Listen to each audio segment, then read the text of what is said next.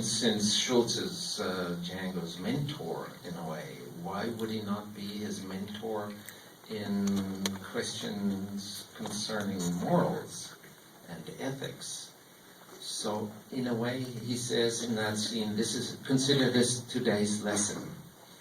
So maybe the lesson isn't only reading, but maybe the lesson is also morals and ethics are what you choose, the choices you make, because a free human being makes free choices.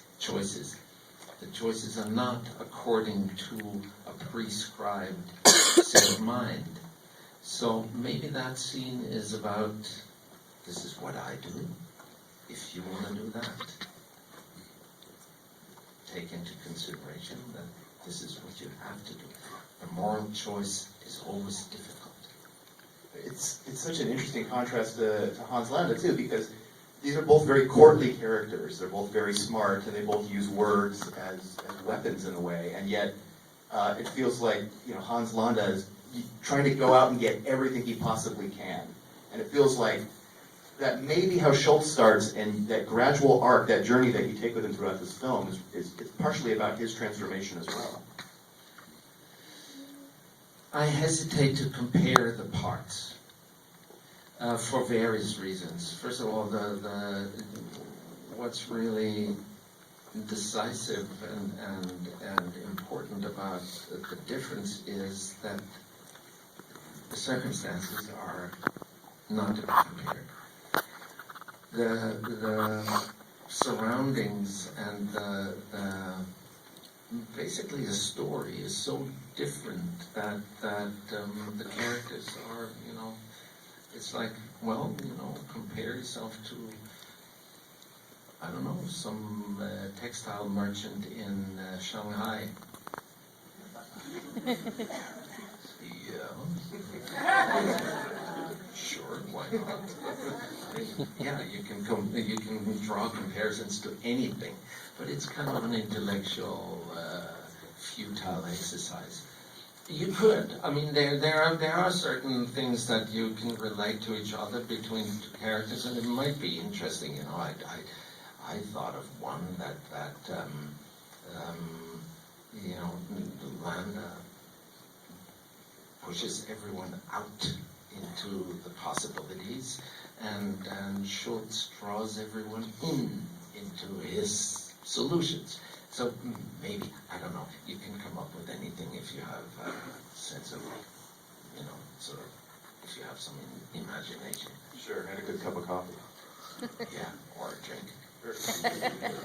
How's your relationship with Quentin Tarantino changed since making Bastards and doing this? I mean, obviously you guys have gotten to know each other a little bit better. You have a pretty good sense of each other's rhythms and how you work. I think it has changed, but according to necessity. In Django, we kind of relied on each other, and that was actually a little bit of a point of,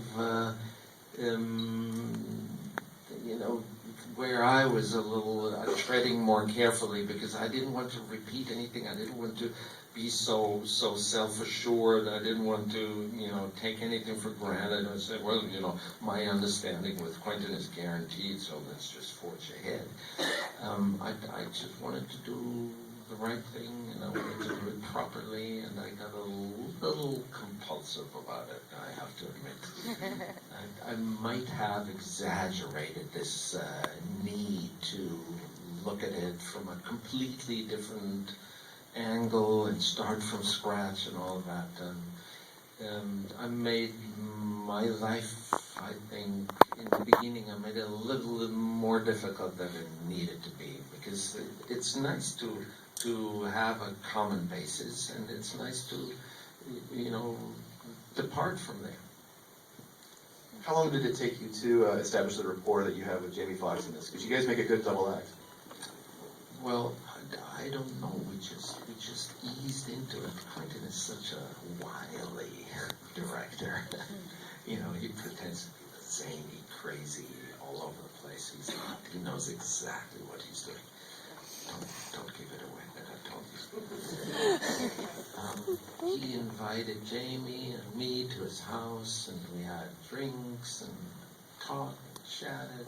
And then another day we went for dinner, and we kept meeting and talking and chatting, and then we started to, go out riding together, shooting, all the Western stuff, and at one point the camera was turning. And kind of we just eased into it. I think it shows. There definitely seems to be a comfortability between you two, especially as the scenes go on, where it doesn't feel like, oh, action, let's get into character. No, exactly. That's exactly the point. It just continued, and we met each other a long time before we started to shoot. After doing, you had been working for decades before you got cast in Inglorious Basterds, and it obviously upped your profile substantially. And I'm just curious, now that you've had the opportunity to do different kinds of films, and do more varied stuff than you were maybe getting offered before when you were just doing TV in Europe, how it's changed your idea of acting, and how it's changed your idea of how movies are made and what you can contribute to them? Not one bit. Really? It was a funny experience to stand in front of the studio in Berlin before we started to shoot Bastards with Sylvester Koch, the guy who played Goebbels. And he's exactly my age and started exactly at the same time. And we said, here we are. Isn't it unbelievable? The two of us, we were always in a privileged situation because we played the parts that we wanted to do, and we did a lot of theater and few movies and mostly TV and all that. And now how is that going to change what we're doing? And we said, both. We said, we just do what we do. And the fact that I can do it now like I always wanted to, doesn't really change so much what it is that I'm doing. The stage just got a little larger, maybe. Infinitely more. Infinite. All of that. But essentially, what I'm doing, I'm just following my convictions. That sounds good.